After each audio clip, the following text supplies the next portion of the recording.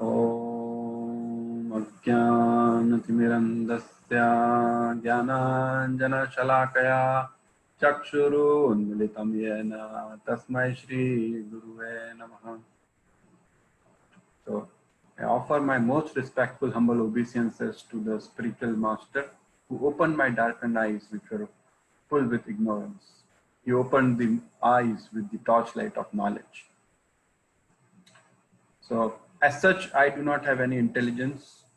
I'm a fool number one, but because of the knowledge shared by the spiritual masters and the association of devotees, I am able to present something. And maybe whatever you like, you take it with you. What you don't like, it's a deficiency from my end. So I said that. So I welcome all of you all for this very interesting discussion on Bhagavad Gita as it is. The session name is called, the course name is called Rethink Your Life. And what the idea behind this course is, well, Bhagavad Gita is a very big book. It has around 700 plus shlokas in it. And it's a book which has a lot of philosophy involved in it. But how to get that philosophy out of it and implement it into our daily life, that's where challenge comes. So we are going to see some real-time examples, real-time situations, and how one is supposed to, or what guidance Bhagavad Gita gives us, what Bhagavad Gita tells us to deal with such situations. What is the basic guideline provided? It's a manual. We know Bhagavad Gita is a manual, but how to implement that manual, understand it, what Lord Krishna is saying into that, and imbibe into our lives. We are going to see with some examples, live examples. So today's session name is What I Believe, How Does It Matter? I may have any belief, but does my belief, is it my way or highway? Usually we hear this phrase, people say my way or highway. Another thing is, another quote is, I was meditating on this one and I found this is, we all live on this planet, but all of us have a different world. Although we are living in the same planet, but we all see this world in a very different way. We see, one may see this world as a place of enjoyment. One may see this world as a place of suffering. One may see this world as a place to take revenge or to enjoy some sporting activities or to travel. Any hundreds and thousands of millions of ways in which we can see. So I'll get started. This course is presented to you by ISKCON, and my name is Chintan Raja. I am representing ISKCON. A brief detail about myself.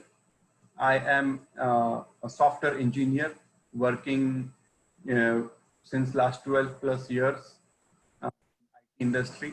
I have worked in India as well as US. I currently work at a very big bank as a senior system architect. I have been associated with ISKCON since last 4 plus years, and I have coordinated and arranged multiple events. I have given, I'm a mentor for some people, those who newly join ISKCON, and I conduct courses on regular basis. I'm married and I live in Jersey City, New Jersey. Before we proceed, I want to show you a video on what ISKCON is. So allow me to share with you. All of you may have heard about ISKCON. Some of you are joining new in this. Some of you may have already seen this video, but some of you are newly joining. So I want to show this video to you so that first of all, we know the institute which is bringing this.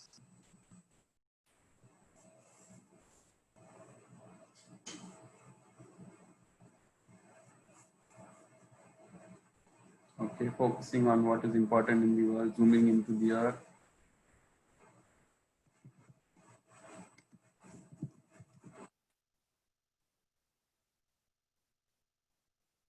What else? Please do share. One thing is for sure in this session, this is not going to be a conventional session where only the speaker speaks. We are going to have a lot of discussions, and the more you get engaged in discussion, the more you get out of these sessions. So I encourage everyone to please give your opinion and please participate in the discussion as well. One last minute for everyone. What's the question, Bob? The question is, what comes to your mind? Write in the chat box when you see this image.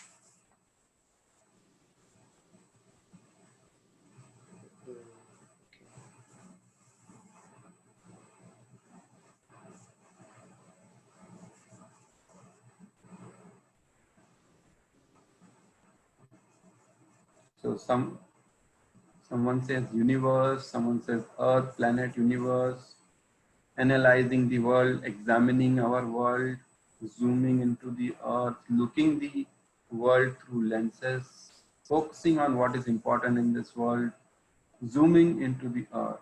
And earth is a small part of the universe, someone says, Soumya says. Pooja says each one's view or perception might be different. Very nice, Pooja. And Radhika says, world is so big, we are small living entities looking at the world. And Roshni says, looking at the world through a filter.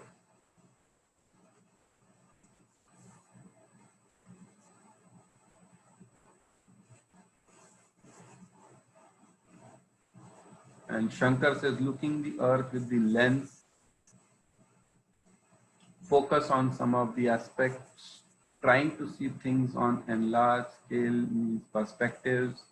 World is so big and beautiful. Venkashish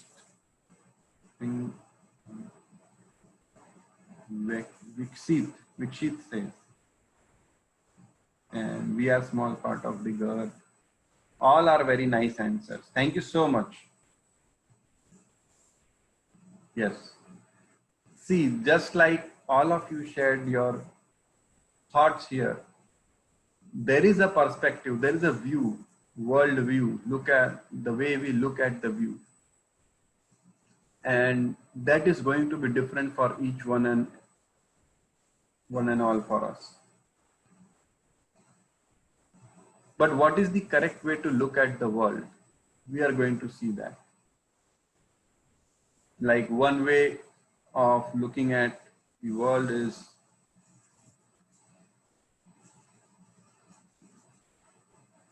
so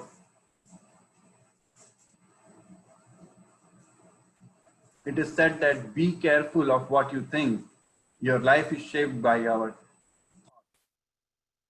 so what we think ultimately transforms into action. So that's why we have to be thoughtful of what we think, what we believe in, because they ultimately determine our actions.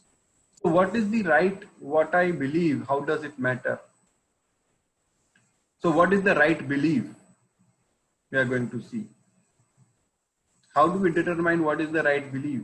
Two people may have argument and they may go to the court. Court determines what is the right. Similarly, what in day-to-day life, what is the right thing to do? How do we determine that? So here are some numbers. Sheep and goats 4 million, cows 39 million, pigs 121 million, chickens 50 billion. You might wonder, what are these numbers? Well, these numbers are, these many animals are killed in US, just in US per day, per month, per year, sorry. 4 million sheep and goats are killed per year. 39 million cows are killed per year, meaning, let's say consider 36 million for easy calculation. That means 3 million cows a month. That means 1 million cow in 10 days. That means 100,000 cows in one day. That many cows are killed just in US. We're not talking about China, Russia, European countries, Australia, India. No, these are just the US numbers. The numbers for the world are mind-blowing. They might not even fit in the screen. They are that big. Millions and billions of animals are being slaughtered on daily basis. Some justify it, some have a view about it on different beliefs they have, and some do not. So 70% of population just in India is non-vegetarian.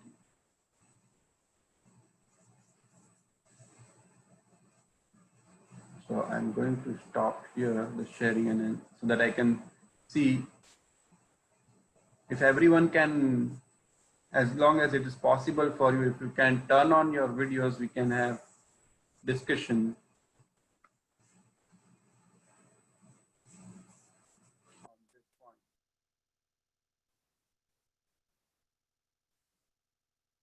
As much as it is possible, yeah, please turn on. Thank you. Your videos.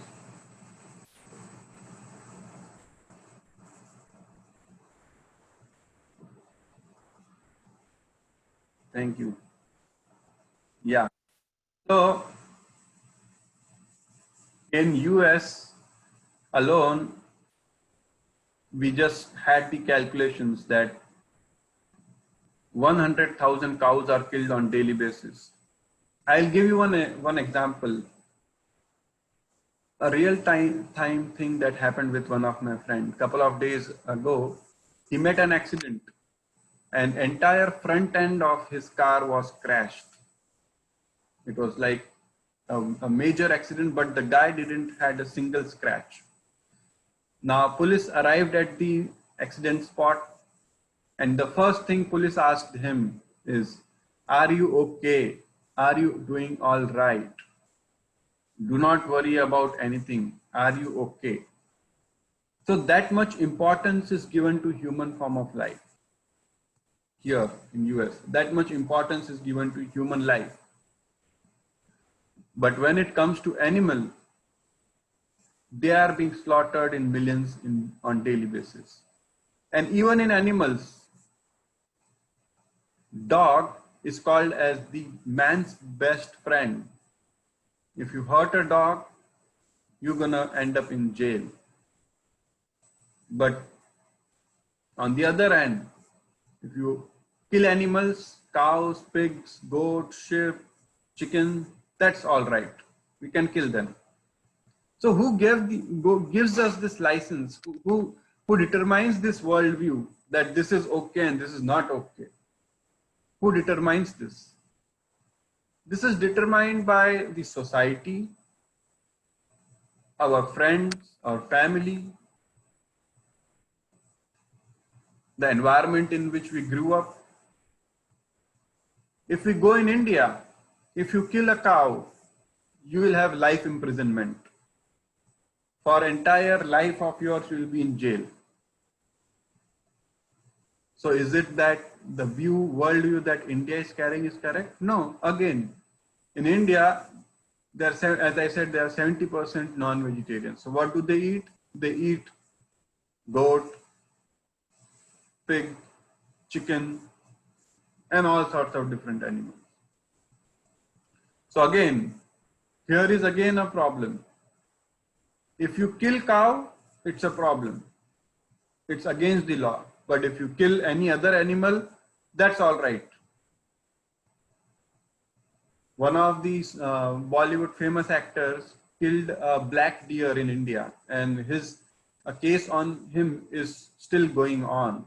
So certain animals are given so much value, and certain animals are killed on daily basis.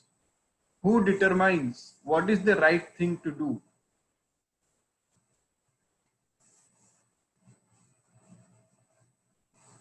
So this is the lens through which the world has determined, okay, this is fine, this is not fine. No one has said this, but somehow we all have come up with this ideology on our what feels good to us. I will do what feels good to me. Like we see in Mahabharata, Duryodhan had a worldview.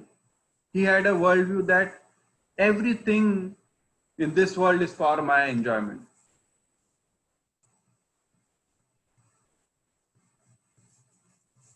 Every country or every sect of the society, they are for my fulfillment, my enjoyment. Every woman, she is for my enjoyment.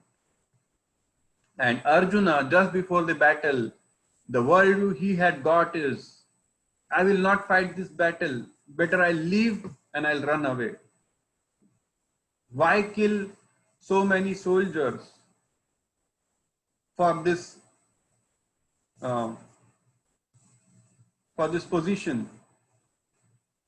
So both had a very conflicting worldview.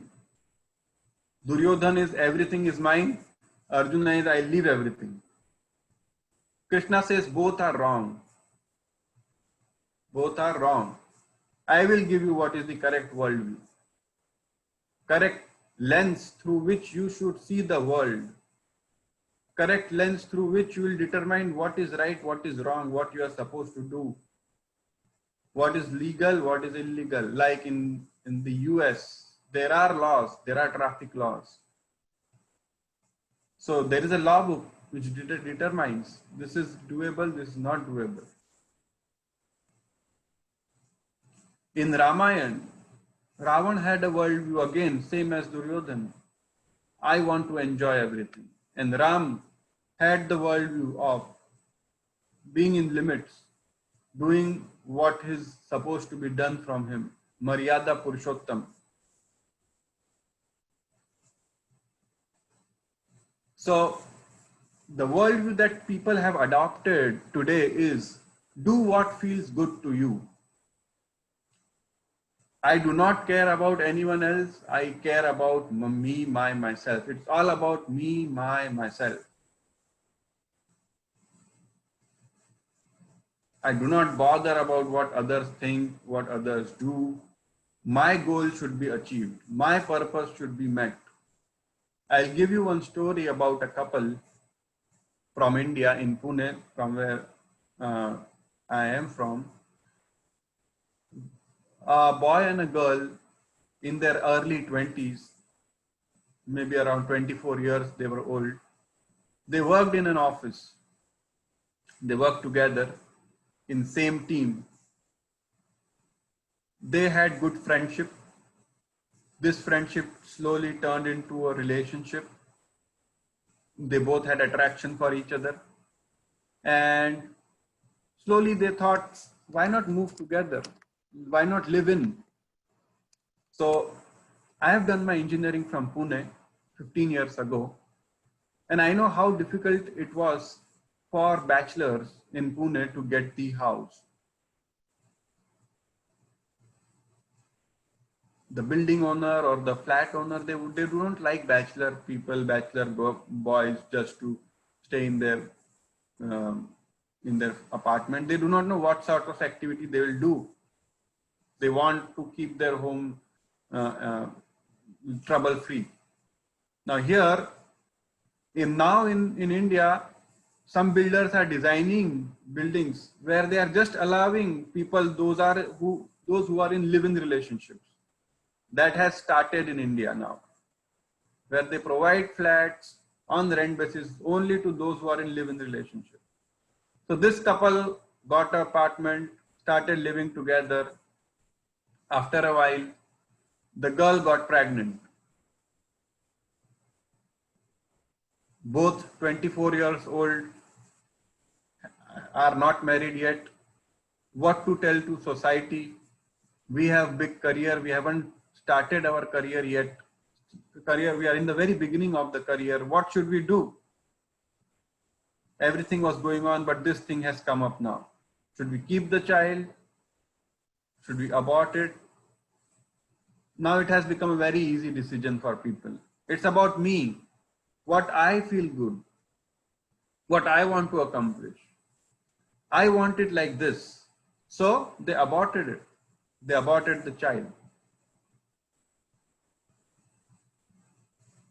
Although they think that they are the creator of this body, but they are not the actual creator of the body. Even if there is one scratch on this finger, the body heals it by itself, no matter how much you try to fix it in a day. No, you should be fixed in a day. No, it will take its time. We do not have anything, even for a slit finger, we do not have the capability to fix it as and when we like. How can we have the control over this body? How can we have ownership of this body? What to speak about ownership of others' body? So the body of the child that was crushed and killed, aborted. 2 years down the line, the girl again starts thinking, starting to see small videos of children and children here and there. She starts, no, I want to have a baby. So they plan a baby now and they have one baby. 4 years down the line, the husband gets involved into an extramarital affair. And the girl comes to know about this affair. As soon as she comes to know about this affair, she says, nothing doing. This cannot go on. We are done. They file for divorce. Divorce happens, big legal fight. Who will keep the children? Who will keep the baby that has been born? Both of them do not want it. You might have thought both would be fighting who will take the children, but no. Both do not want the children. At the end, the child was given into the custody of their grandparents, either of father or mother side. See, this is one example of how what makes me happy, what I think is right, such kind of belief, what problem does such psyche or such worldview causes. In US, they send the children to foster care. In US, such cases are happening more as compared to what is in India. In India, it was unheard of. But now, it's happening more and more.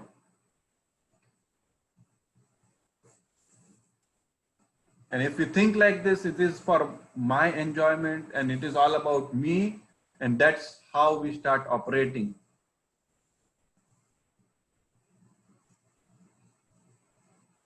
Another incident. So this Bhagavad Gita that I just showed you, we ISKCON people go into every school in India to share this knowledge, to tell people to read, to understand what is given in this Bhagavad Gita. We go to schools, and when we ask the children, kids, who is this? So you'll be amazed, the answer we get is, they are Ram and Lakshman. Ram and Lakshman. They are Hanuman and Ram. Such answers we get. Someone said, he's Bhagat Singh, the freedom fighter.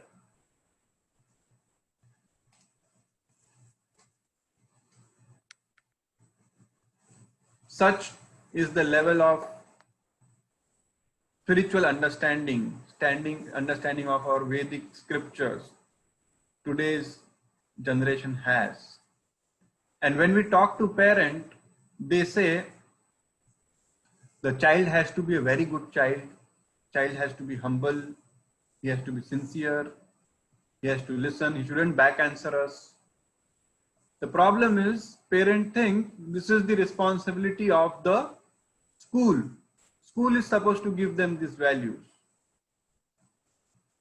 Well, school says we are here to give you education. We do not care about this values and teaching them this. When we call parents come for our Bhagavad Gita classes, attended, you will be benefited. No, I am busy. I have this assignment. I have a lot of work. But they have this expectation from their children that no, he should know. Even here, some people contacted me saying we want classes for our kids. Okay. What about you? No, I am busy. I cannot come. That's how it is. How can you expect something from your children when you do not even possess it? An apple doesn't fall far from the tree. This has become the worldview that I'll operate the way I want, and I will have others also operate the way I want.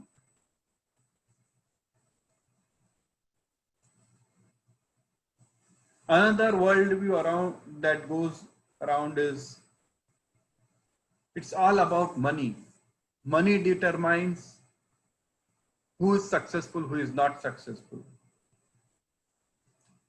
By the way, all of you are with me. Everything I'm saying does it make sense? Yes, no, give me thumbs up, thumbs down. Yes, Prabhu. Good. Okay.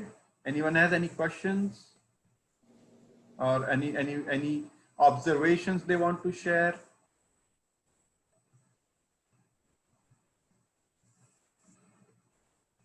Okay, we have one. Okay. Anything you like to share about your experience with your kids? Hare Krishna Prabhu, Dandavat Pranam, Jai Srila Prabhu. Hare Krishna. Anything you want to share, Radhika? Yes, Prabhu. So you told like parents don't want to listen any class, they don't want to join any Bhagavad Gita classes or something. So we will join only for kids, not parents. So even they join for kids, they are also learning some like from kids, right? So they learn slokas. They don't know. Kids, they don't know. The parents get homework also. Parents can do, right? So how to teach sloka and Yes. how to like any presentations. They give any presentations or any like writings or any learn slokas or something. So parents should tell to kids how to read and how to write and all. So parents also they also like some learning things from kids. The point Right. is, so I am Well, like,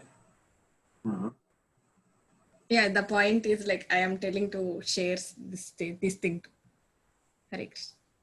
Right. Absolutely right. When parents, so through kids, some parents start learning. That is correct. Yes.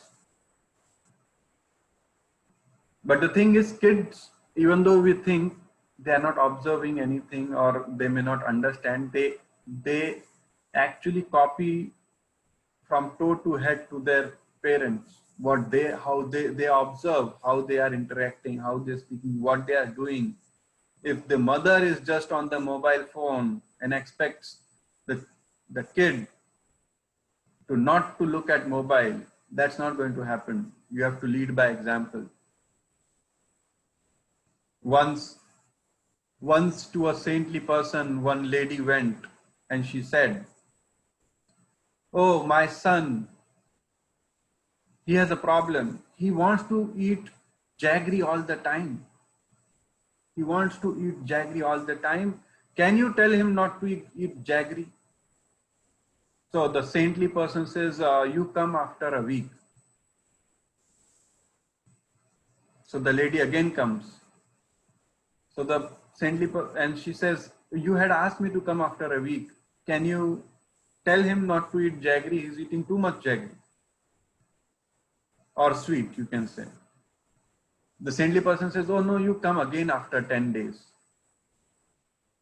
So the lady is bewildered, but again, the saintly person is saying, so she again goes and comes back. Now she says, see, this is the third time I'm coming. Can you tell him now, at least tell him that not to eat sugar, it's not good for his body and his teeth. And the saintly person says, Beta, please listen. Shouldn't eat jaggery. It's not good for your health. The kid says, okay, I'll not eat. And he goes. So the mother is bewildered. She said, for this one sentence, why did you call me 3 times? Why didn't you say this in the first place? And a saintly person says, ma'am, I myself was eating jaggery a lot when you came for the first time. How can I say that to him? So before the kids can follow, the parents has to follow. And if they are learning the way through their children, that's good. But again, you have to observe, it has to be sustainable. Otherwise, you have just started the Zoom class for the children, and you are doing your own chores. After a while, the kid may also start YouTube and start surfing on his own. That may happen if you are not with him. So another worldview is, it's all about money. Money, money, money. Money is honey. So nowadays we are seeing millionaires and billionaires during the 2008 meltdown also. Financial crisis that happened in 2008. Rich became rich, poor became poor. People in the Wall Street area, there was a protest also. All the CEOs and all the big managing directors or founders of the companies, they fled with billions of dollars. And they didn't care at all about what is going to happen, whose money we are taking away, what's going to happen to these unemployed people. Because the worldview that has been set up is money equals to success. If you have money, big bungalow, big car, you are considered successful. If not, you are not successful.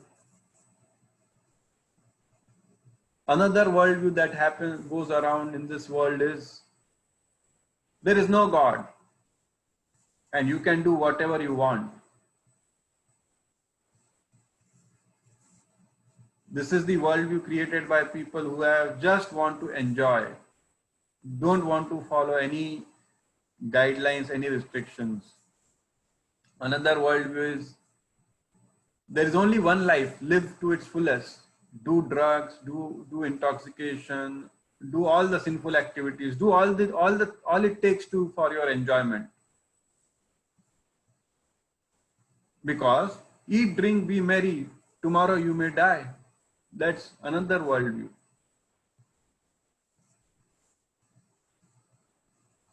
So all these worldviews, they compete with each other. This creates a tremendous amount of pressure on human beings. All these worldviews are constantly competing with each other. Like, let's say, the worldview that determines money is honey. Money is everything. Now, everyone is running to get money, money, money. Yes, money is important. But not at the cost of your values.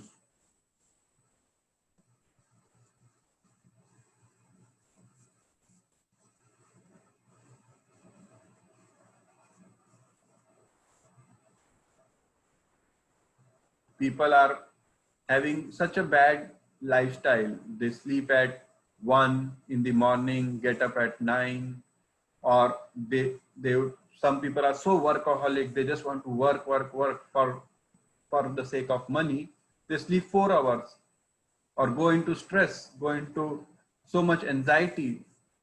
Body is like a C-class Mercedes Benz, which needs to be handled with utmost care. It's so sophisticated machine. This is sacred body. We didn't create this body. We have to take care of this body. Did any one of us create our body? No. So this is the concept of worldview.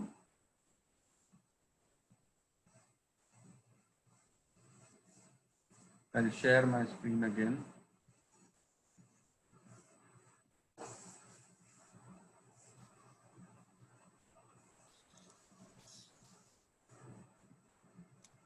Concept of worldview here. So this image, now, when we look at this image, this is a game of cricket. Some may not understand cricket, so I'll explain. This is a bowler, he bowls. And this is a batsman, he hits the ball with the bat, and these are all fielders. And this is the umpire who decides. So when the bowler bowls and hits the bat or pad, and the fielder catches it, bowler thinks the batsman is out. Batsman thinks, no, I am not out.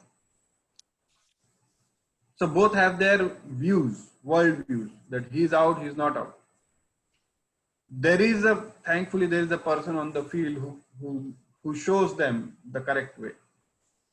He is called umpire.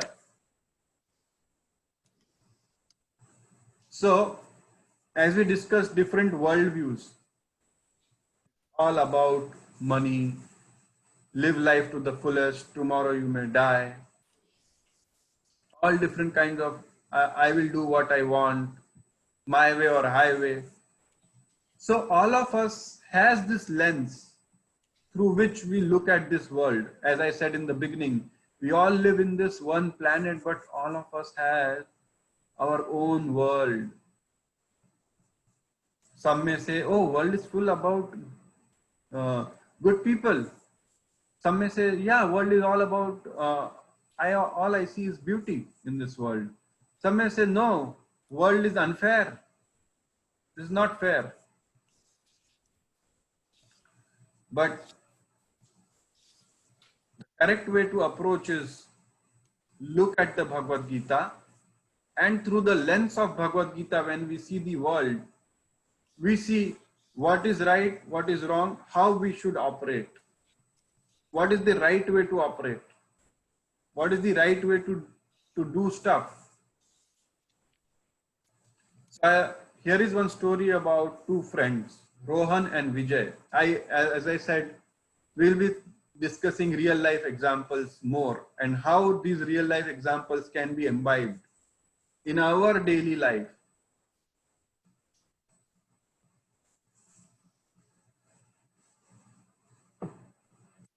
Rohan and Vijay are two friends. They appear for an examination to go into IIT, consider a very prestigious college. Rohan doesn't pass that exam and goes into a normal college for his further studies. Vijay, he passes that exam and goes into that prestigious IIT college. Now, what Vijay's thought process is, I can accomplish what I want. That's how his thought process, his belief starts developing. I can accomplish what I want. I did it. It is me. And his parents, his friends start supporting this. Yes, that's how you are. You are so sincere. You are dedicated. You are intelligent. Once you decide something in your mind, you go and achieve it. I have seen you. You are like that only. And Rohan, on the other hand, is a bit depressed. He says, I'm useless. He has high expectations from his life. He says, I'm useless. I'm of no use. I couldn't crack that exam. What's the use of this life? And on top of it, his parents, his family, his friends, agree to him. And they say, yes, you are lazy bum. Only if you could have put some more endeavor, you could have achieved it. So both have their own worldview. Rohan says world is unfair. I couldn't clear the exam. People surrounding me were not good. Vijay is saying, yes, I did it. I can do it. I can do whatever I want. I'll stop sharing here. That's how their worldview develops.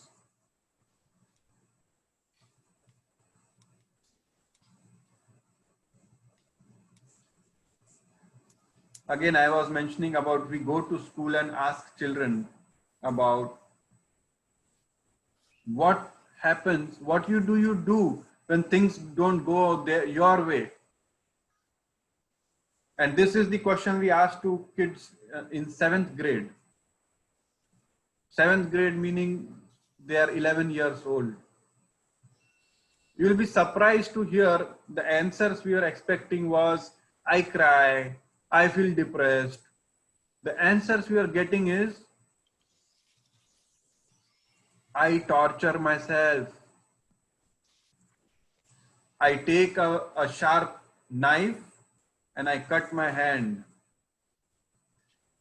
Or I bang my head on the wall, because so much pressure is there on the children to perform. Because of this worldview, you'll study hard, you'll go get a good college, earn money, money is success. Like that, there are many worldviews. But the other thing is, our endeavor is the only thing that is going to give you result.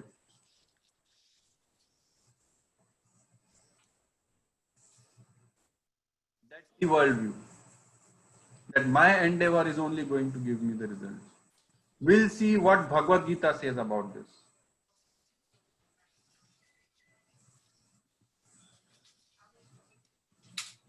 Bhagavad Gita says, Adhishthanam tatha karta karanam cha prathak vidham vividascha prathak chetas daivim chaivatra panchamam. Panchamam means 5. So there are 5 factors in accomplishing a task. The place of action, that is the body, the performer, the various senses, the different kinds of endeavor, and ultimately the super soul sanctions. So I have boiled this down, this verse, into a simple image here. So on the top left side, you see a farmer plowing the field. Second is rain, which is after plowing, after farmer plows, the rains come, and then there is a calendar on this top on the bottom left side, and on the bottom right side is the grain. So farmer has to plow the field, and after that he has to wait. He has to wait for the rains, and after rain also he has to wait for the crops to grow. So there are three doers mainly. The one who is doing this, which is the farmer. The rains, which is the past karma, which determines the destiny. And third is kala, which is time, which is the super soul, sanctioned by the super soul. Krishna says in Bhagavad Gita, Kalosmi, Krishna is time. And then you get the fruit. It is not only that only my endeavor, the endeavor of the farmer is going to give you the output. No. Farmer can plow the field all he wants, but if there is no rain, if it is not there in his destiny, he will not get it. When you understand this knowledge with Bhagavad Gita, which the verse we saw, 18.14, Krishna says there are 5 doers. We have boiled it down to 3 doers. Endeavor, our destiny, and super soul. God's daiva, sanctioned by the God. Destiny is determined by past karma. The karma, the kind of karma you have had, that determines what you will get. So if farmer is only plowing, and if there is no rain, he'll not get it. Similarly, he has not plown and there is rain, still he'll not get it. When all these 3 happen, he'll get it. Now, what some people do is, some people take it to the extreme. Like, they just work, and if they do not get the desired results, they get depressed. I'll just work and I do not want anyone's. Some people are like, if it is in my karma, I'll get it. Otherwise, I'll not get it. So they do not work. You have to plow the field. You have to do your job. That's what Bhagavad Gita says. That you are not the only doer. So when Rohan gets this knowledge, Rohan and Vijay, we discussed the example. When Rohan gets this knowledge, that no, I am not the only doer. There are other 2 doers also. Me, who's doing the endeavor, the destiny, and the super soul, the daiva factor, the God factor. So he is immediately relieved from his stress. Okay, I am not the doer. I am not the only doer. And Vijay also, he becomes sober. Vijay, when he thinks that, earlier Vijay has the thought process of, yes, I can do it. I can achieve everything. Now, these same people, after going into prestigious college, if they are not able to deliver in their semester exams, they commit suicide. So many suicides happen. This knowledge, this one verse from Bhagavad Gita can save so many lives, can bring change into so many lives. That understanding that you are not the only doer, you are co-doer.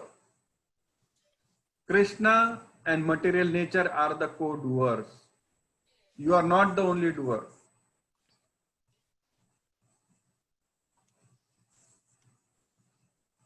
So this was one important point I wanted to discuss. Anyone has any comments on this one?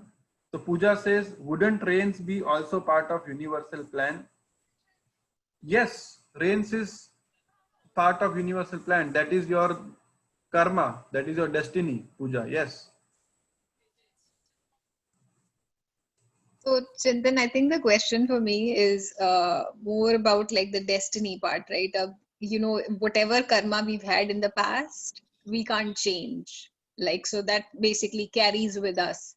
So how do you make peace with that fact that, you could be working hard towards something, but if there is a part of the destiny or the past karma to play, how do you sort of make peace with that you still have to like keep working hard no matter what? That's sort of a dilemma. A very good point, Sona, right? Yeah. Very good question. And actually I have answer for this in the following slide.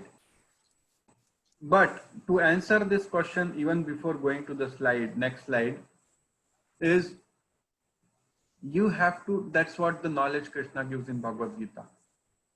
In 2.47 also he says, you do the karmanne vadhikarasche ma kaleshu palachan. Meaning you do your duty. You do not worry about the fruits. I know it is easier said than done, but that's what the direction God is giving us. But again, he gives further assurances. He gives assurances at least I'll show you 3 times he'll give assurances in the Bhagavad Gita. When he says in chapter 9:22, he says, Ananyas chintayanto mam ye jana paryupashate tesham nityanubhuktanam yogakshema vahamyam. But for those who always worship me with exclusive devotion, meditating on my transcendental form, To them, I carry what they lack and preserve what they have. 9.22, very important verse. So this is directly coming from Krishna. He says, I carry what you lack. You have to come to me. Okay, you are having problem. You want to achieve something. I will give you. 9.22. I carry what you lack. I preserve what you have. And again, he gives one more assurance in 18.16. He says, Sarva dharmam paritajya mam ekam sharanam vraja. Aham tam sarva papebhyo moksha ishyami ma sucha. Abandon all varieties of religion and just surrender unto me. I shall deliver you from all sinful reactions. Do not fear. All sinful reaction basically is we are not able to achieve something because of our karma. Is giving us assurance that you come to me. If it is good for you, I'll give you. If it is not good for you, I'll not give you. Sometimes we go to, let's say when I was a kid, I would go to a shop, a daily store to buy some candies. And the daily store used to give me, the owner used to give me the candies. But when I come back and give it to my mother, she wouldn't give it to me because she knows it's too much candies is not good for me. So Krishna knows what is good, what is not good, but that doesn't mean we shouldn't do our endeavor. Our endeavor should be done. What is expected from my side, I should do that. If I get it, fine. If I do not get it, maybe it's not in my destiny. Well, I'll define destiny for you. What is destiny? Anything you get with minimum input, that is destiny. Like you got your parents, you got the country in which you took birth with minimum endeavor. That is already determined. That is your destiny. Like sometimes people get married, they meet, second day that they get engaged. That is in their destiny, minimum endeavor and it has happened, it's done. And it's all determined from past. Can you change it? Yes. Our life is, Pooja is saying voice is getting cut. Is everyone also facing that problem? Okay, destiny, I'll repeat. Is my voice okay now? Yes, okay. Destiny is things you get with your minimum endeavor or with zero endeavor. That is destiny.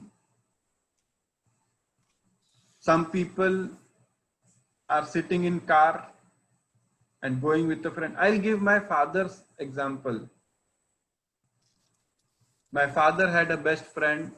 He used to travel with his best friend a lot. One fine day, they both were supposed to go to a wedding to a different town. At last moment, my father had to cancel and he couldn't go. 1 hour after the call, he said to his friend, I am not coming. So his friend started in the car with the driver. After 1 hour, we get a call saying that your friend is dead. There was a road accident. He died on the spot. No one in the car is left. There were 3 people. All of them died. Yours was the last number dialed. We called you. Think about it. My father was not destined to die on that day. That is destiny. With minimum or zero endeavor, you get it. Your birth, your death, sometimes your spouse. Sometimes people work hard to marry someone. And even after fighting very hard with their family and parents, they marry and again they get divorced. Because that was not destined. Depends on, so that is destiny. So Krishna, coming back to the question that Sona asked, yes, it can be changed. And Krishna gives assurances, whatever you lack, I'll give it. And whatever you have, I'll preserve. Does that answer your question, Sona? Thank you. Very helpful. Okay, great. So I'll share the slide again. See, this is what Krishna says I said three example, three assurances I've got. This is the third one I'm giving you. There are many assurances, but I'm just giving you three here. He says, Mat chitta sarva durgani mat prasadat tarishyasi atha cheta tvam anakaran nasra shosyashi vinangshashi. Meaning, if you become conscious of me, you will pass over all the obstacles conditioned life. By my grace, he's again giving assurance. By my grace, you will pass it. If, however, you do not work in such consciousness but act through false ego, I'll do whatever I want. I am the doer. Not hearing me, you will be lost. You will be lost. He's as clear as that. Because you do not know what is right or wrong for you. So this is what we discussed today overall. Alpi is saying voice is breaking a lot. I have removed my earphones, so maybe this should be good now. Give me thumbs up, thumbs down. Okay. Properly. Okay, great. So I'll conclude today's talk.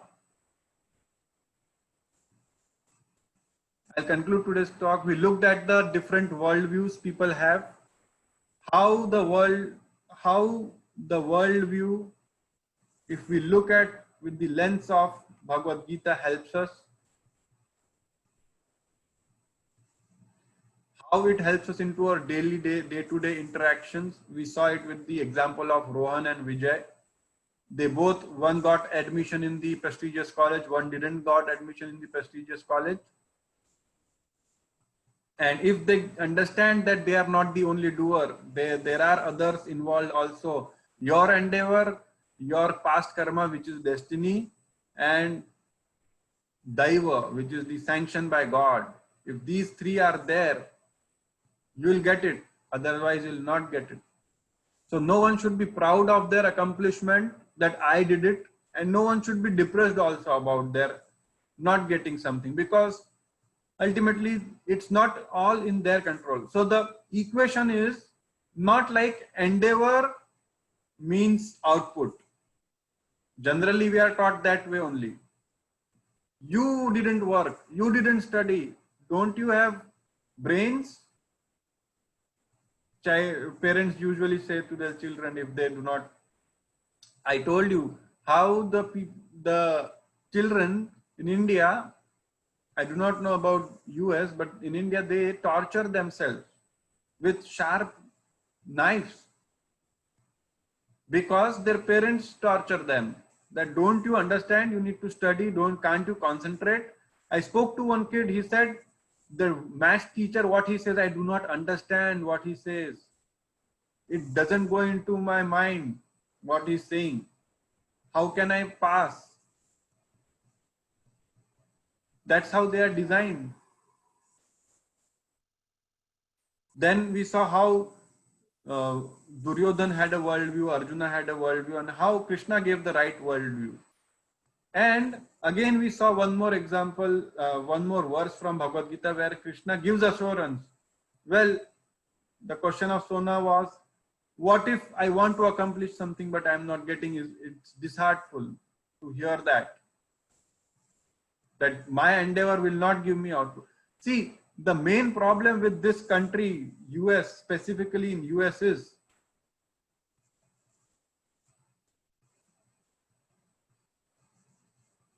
US, although US is the most progressed country, we say first world country, but you can get antidepressant medicines over the counter here. So many people are depressed. Why? Because the worldview is, I am the only doer. Endeavor is directly proportional to output.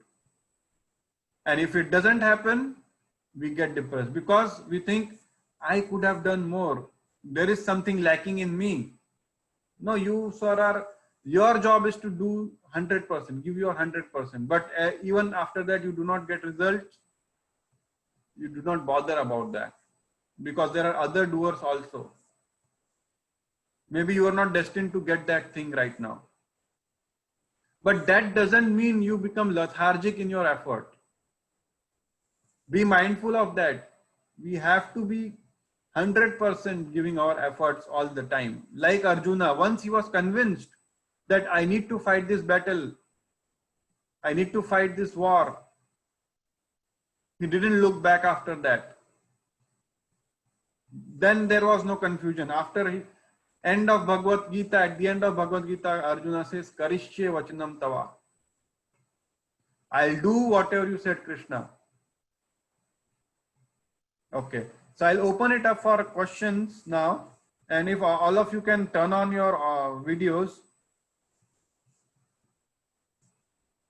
How to know what is my 100%? I seem to be pushing myself towards high expectations that I set for myself. Okay, Ram is asking a question that how to know what is my 100%? Well, we are our best lawyers. We are our best advocates. It is said that we know what we can lie with someone, but we cannot lie to ourselves. So we know, are we giving our 100% or not?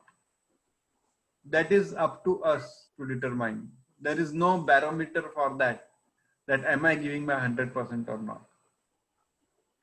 Ram, that helps? But even after giving 100%, if you do not get results, please do understand there are other factors involved as well. Dede.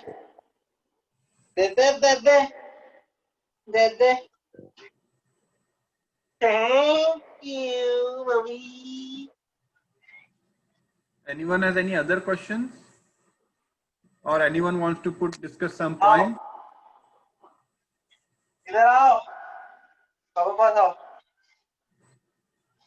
If so, Alpi is asking, if things are not moving as expected for many years of waiting and hard work, what's the solution? Yeah, then first thing is determine, are we giving our 100% or not? If it is still not moving, maybe it's not destined to happen. But make sure you are giving your endeavors, doing whatever best you can, and give the rest to God and take shelter of Krishna. That's what he says in Bhagavad Gita. He says in multiple places, he gives assurance. You come to me, follow me, listen to me, follow my guidelines. I will give you what you lack and preserve what you have. And in one instance, he says, do not fear. I will destroy all these sinful reactions. And in the verse that we saw in the presentation, he says, by my grace, I'll remove all the obstacles. So you take shelter of Krishna, God, and you pray to him. You do your endeavor and pray to Krishna. And if it is good for you, he'll give you. If it is not, maybe it's not meant for you at that time. So Pooja is asking, when you feel lost about a particular decision, what's the best approach? So there is a problem with decision. We have to think how our decision helps our higher goal. Each one of us has a higher goal in life. For me, I can say, I always try to align my decision to what I consult my counselors, my seniors, and I seek their advice because they can scan me to full from top to toe. They can scan me and they can tell me, okay, this is where you are lacking. This is what you are supposed to do. This is where you are supposed to go. Sadhu, Shastra, and Guru. So I go to my Guru, which is my counselor or my initiating master, spiritual master, or Shastra. What am I supposed to do using Shastra? What does Shastra say about? And I approach saintly people. What are the saintly people saying about my decision? My goal is it helping me towards progressing in my spiritual life or not? That is my end goal. So any decision that helps me go there, I take that decision. If it doesn't help me, I do not take that decision. So similarly, you need to have that higher goal. Any decision which helps you to go towards that higher goal, you take that. If that doesn't work, you have to take other decision. Does that help, Pooja?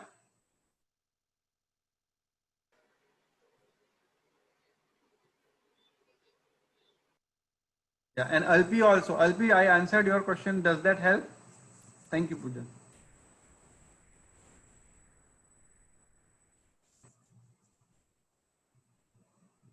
Okay. Neetu is asking another question. How do you decide that whatever you give from your side, is it correct for others? Right. Okay. So this is the dilemma that Arjun also had. That I am fighting this battle. I will kill thousands of people, lakhs of people I'll kill. Now, what will happen? The wives of the warriors that I kill, they will become widow, and their children, they will become unwanted. He's used the word Varna Sankara in the Bhagavad Gita, first chapter. He used this word Varna Sankara. There will be unwanted children in the society. How do I know this war is beneficial or good or bad? Krishna says, to put it in perspective, if a police officer sees a crime happening on the street and he says, no, I will not stop it. It may hurt the other person. He will not feel good.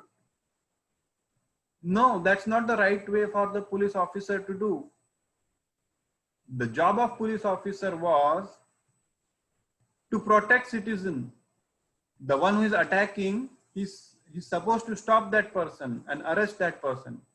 That is his job. That is his dharma. So, Neetu, we have to see, she is asking, how do we decide that whatever we give from our side is correct for other or not? We need to understand what is our dharma.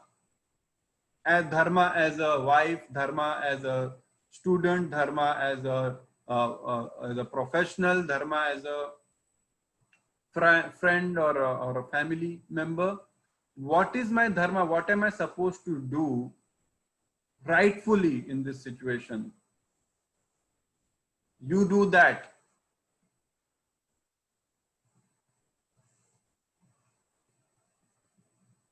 And if it is helpful, correct or not for others, you are following your dharma. But again, see to it that you are following your dharma. So does that help, Neetu? Actually, the question is a bit generic, Neetu, so I am not able to provide you the exact answer. But if you want, you can reach out to me. Anyone wants to reach out to me personally and have any specific details, I can answer the question. This is my mobile number. You can anytime reach out to me and for any chat or discussions. And this is our WhatsApp group we have created.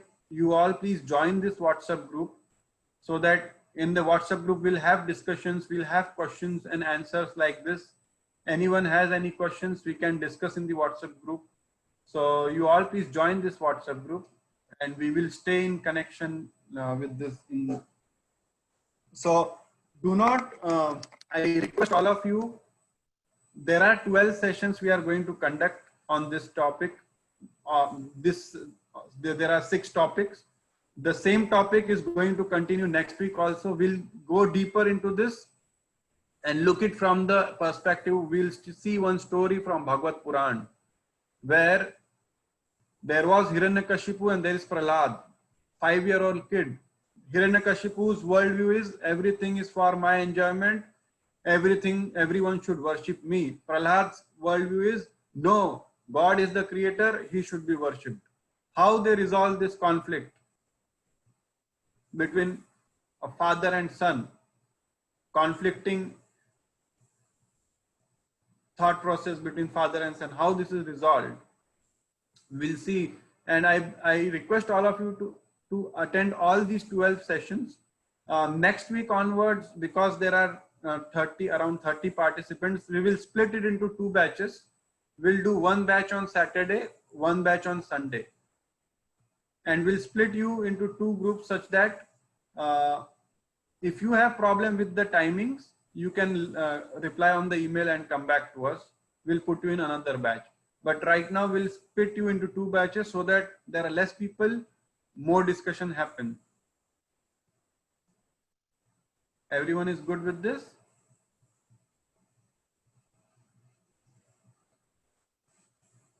Okay, I thank you all for joining, and again attend all the sessions. Don't this is just the tip of the iceberg. Don't I understood what Bhagavad Gita says and next session onwards will disappear. Don't do that. Get the full knowledge, and then once you get this full lens, today you saw just lens from the distance, but you'll get the lens, wear it, and start seeing the world with the lens of Bhagavad Gita. It will change your life as it has changed mine. I can assure you it will be beneficial for all of you. God has given us this knowledge and it can be realized in this form only. So thank you all again. Thank you all for joining. It's 5:30 already. So we are past our time, but if still anyone has any questions, I can stay and discuss. I have a question, Chintan. Yeah. Yeah. So sometimes like we put more hard work. So at some point in time, right, somebody stole our hard work and they grow and we don't grow. Although like we spiritually, like we try to evolve ourselves and we try to like forgive them, sometimes it is like becoming really very painful to cope up with those situations. So how do we tackle it better? Okay. See, if they are taking it away from you, we need to understand the karma philosophy. Okay. For our stand, that's why it is important to understand karma. Maybe it is happening with me because of what I may have done in past. But that karma tool shouldn't be used on others. Karma tool you can use for yourself, but not on others. Meaning, example is, if something bad happens to someone, you shouldn't say that this is because of your bad karma you are facing this. It is a tool that should be used for ourselves. So we can use it to see it from the karma standpoint. And other thing is, the nature's law is so perfect, rest assured. If it is not in your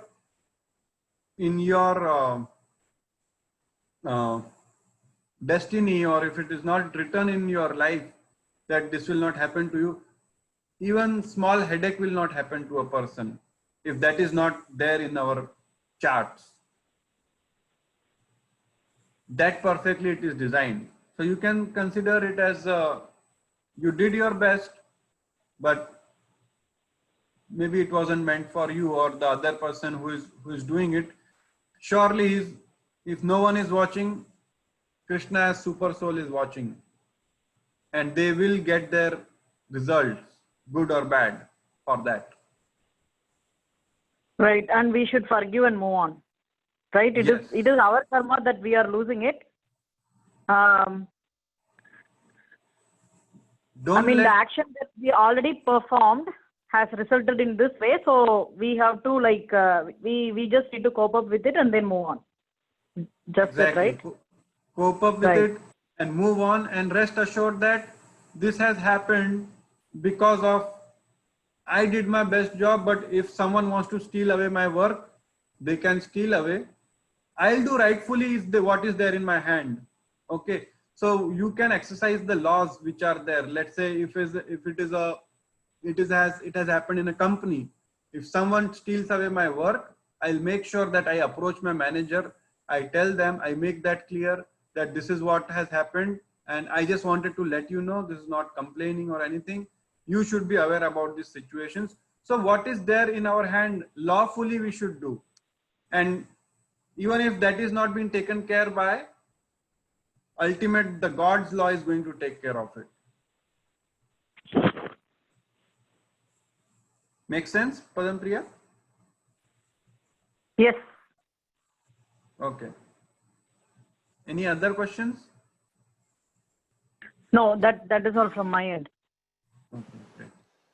I had a question, Chintan. So you were talking about higher spiritual goal.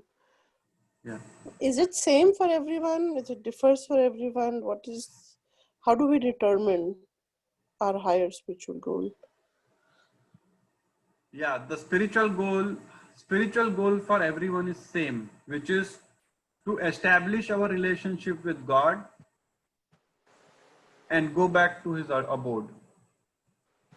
Establish this relationship. We are like the son of a billionaire, son or daughter of a billionaire, but somehow we had this tendency to enjoy by ourselves. Like my father is a businessman.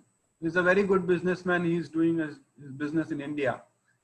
He's told me to join his business. I said, no, I want to do something on my own. And this mentality now I understand from where is it coming from. It is coming from, it is my innate nature. That is the nature because of which I am here. I wanted to establish something on my own. That's why I got from spiritual world into material world. And my goal now is, okay, I tried my best. Now I want to go back. I try to enjoy my Lord without you, but I want to establish that relationship with you now, and I want to come to you. That is why I'm knowing about you. I am knowing about your Naam.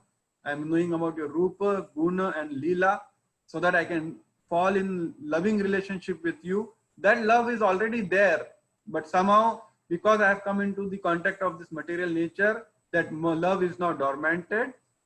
I will uncover, I'll clean the Cheto Darpana Marjanam. There is one prayer in which it is said, I'll clean the mirror of my heart, make it clean so that you can reside again there, and I'll come back to you. So the higher spiritual goal is same for everyone. Even in other religion also it is same. Does that answer me? Yeah. Yeah, thank you.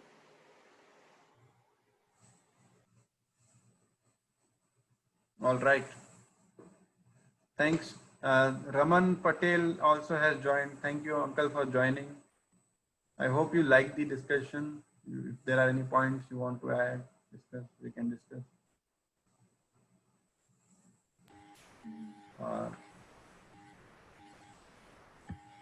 May I ask a question? Is that the same as the higher spiritual goal? So, Pooja, can you define liberation for me? What is liberation according to you?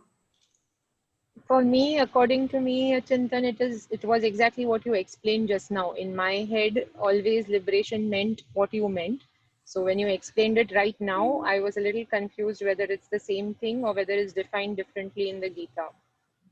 Yes, it's the same thing, but sometimes people, what liberation they understand or they think is merging into God or going into the Brahman effulgence of the God. That is not the liberation we are talking about. God is a person and he has his abode, as you have seen in the last session of our Discover Yourself series, right? Shadow and substance. So there is a spiritual world where every step is a dance. It is described in Brahma Samhita. Every word is a song. and God is a person. So in his company, we want to go back. That is the higher spiritual goal. And when we say liberation, yes, we mean going back to that home, not merging into his existence, because there are some philosophies who speak specifically about merging into God, and God has no form. So we do not follow that, or we do not entertain that much, because Krishna has clearly defined in Bhagavad Gita that in my spiritual abode there is no sun that shines, there is no moon. He has a spiritual abode and he has a form. Lord Brahma has described his form, how he looks in Brahma Samhita. He has described his form. So yeah, Pooja, I hope that helps. Yes, Chintan, thank you. No problem. So Roshni has a question. Yeah, Hare Krishna Prabhu.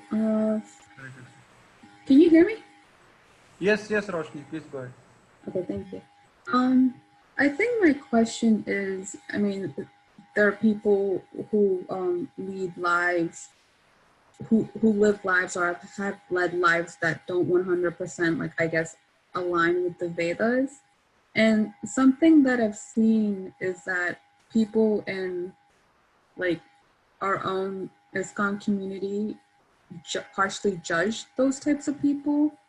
So how do I, like, maintain my peace of mind when I see other devotees judging, like, harshly judging others, like different types of people, while I want to remain, like, kind and respectful, given that the other people that they're judging are not, you know?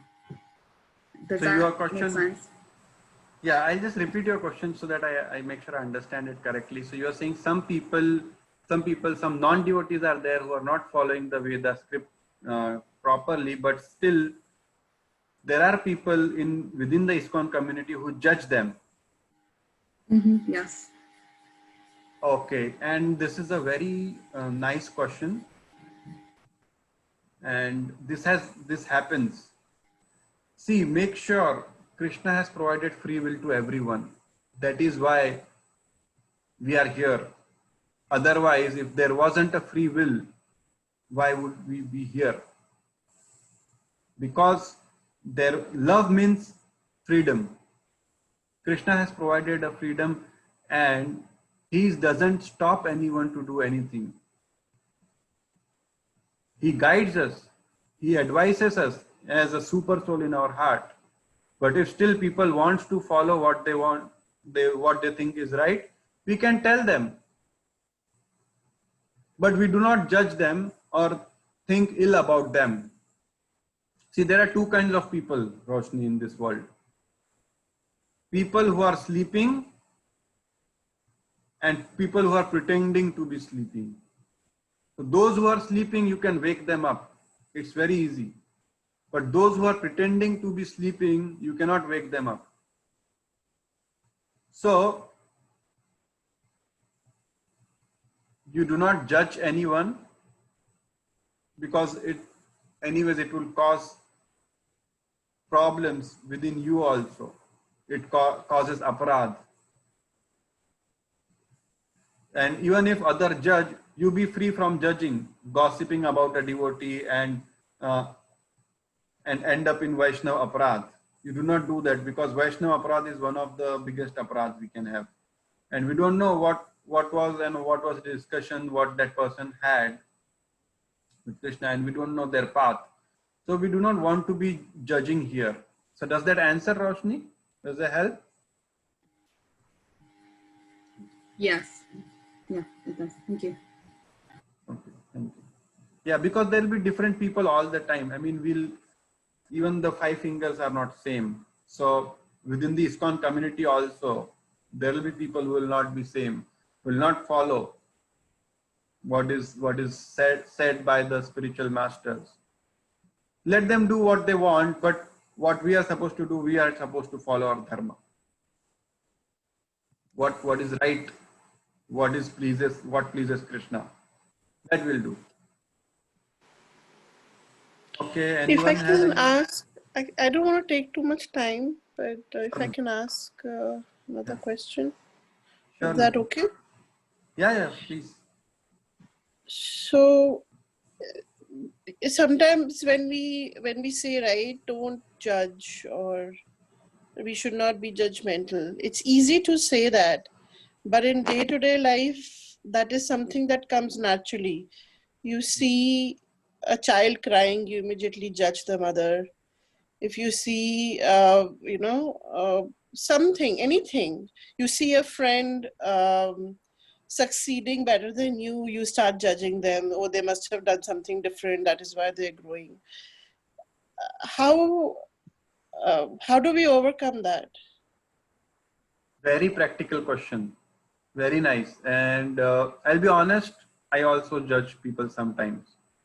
The first step to do is catch ourselves. Okay, you are judging them, that's fine, but catch yourself doing that. Okay, I judged this person just now.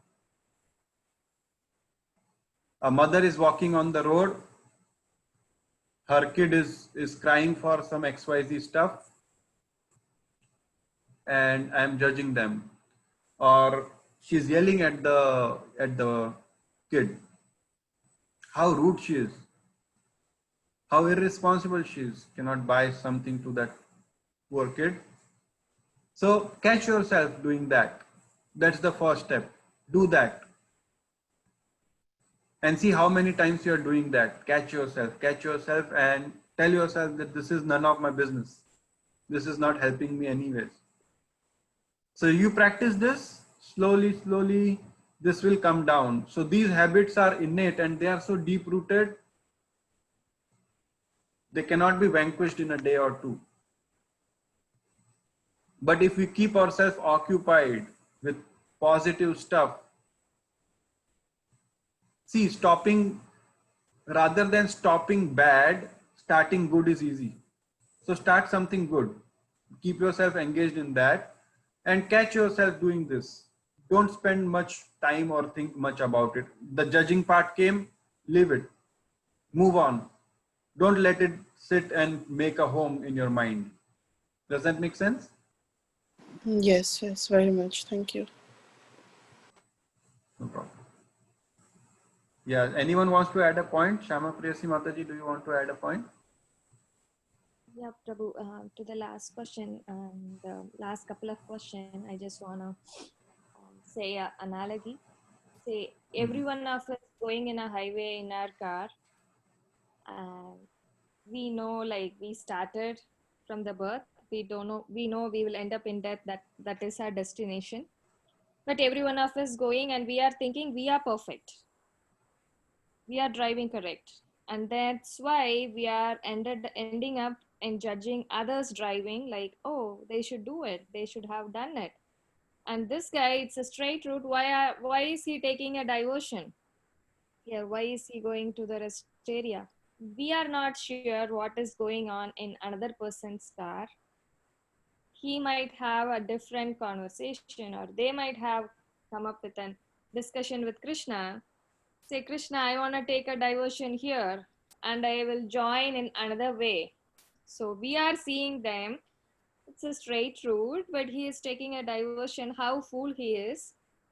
But this guy who is taking a diversion might catch the road ahead of us and he can end up sooner go back to Godhead. So we are not sure what is happening in others' life, so like as I said, in others' car. So instead of watching how others driving, if we ride our car with proper instruction, we may able to go. If we are looking at others, we may end up in an accident, like highway, the speed we need to maintain. So as I think Niti asked, it's a good question. It is not at all practical. We will quickly, within 30 seconds of seeing a people, will end up in a judgment. Oh, he or she should be like that. But whenever we are getting that thought, as Chintan suggested, we may think, no, I am in my highway. I want to look after how am I going. We are thinking that we are perfect or whatever I am doing is correct, but that may not correct. Someone also might be judging us. oh, why is she doing that? So we can take this highway example that I need to look after my car, my road, and drive away. Then only I won't be end up in an accident. Thank you, Prabhu. I just want to add this.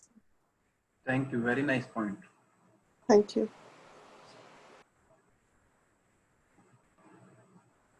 All right. Anyone has any other comments, questions we can discuss? It's very good. I am liking this format because people are asking so many questions. So, who are the people who are pretending to sleep? Shameshwari is asking, who are the people who are pretending to be asleep? See, people, I'll give you an example. When I go to office, so many people I meet, they ask me a question. Hey, you are vegetarian? When we eat on lunch table, why don't you eat fish, egg, or chicken, or whatever is that? And I explain them all this. But then they come up with some random philosophy. No, plants also have life in them. Why do you eat plants? And then all those stupid reasons they want to give. I tell them, take your kid to a slaughterhouse and take your kid for an apple picking. See which one they enjoy. Which one terrifies them? You tell me that. But still they stick to that because they are so habituated drinking or eating. They will still do it. Even after understanding everything, they still end up doing the same thing. They still want to do it because I will do what I like. That's the worldview they have. Does that make sense, Shameshwari?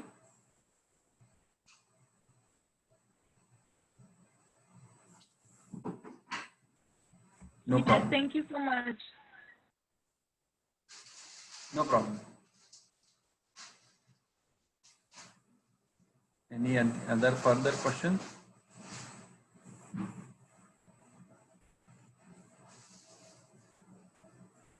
Okay, thank you all for your active participation. Keep this enthusiasm up for all the few coming classes, and we shall have very nice discussions, very nice takeaways that will be useful in our day-to-day life. I wish you all a good rest of your day.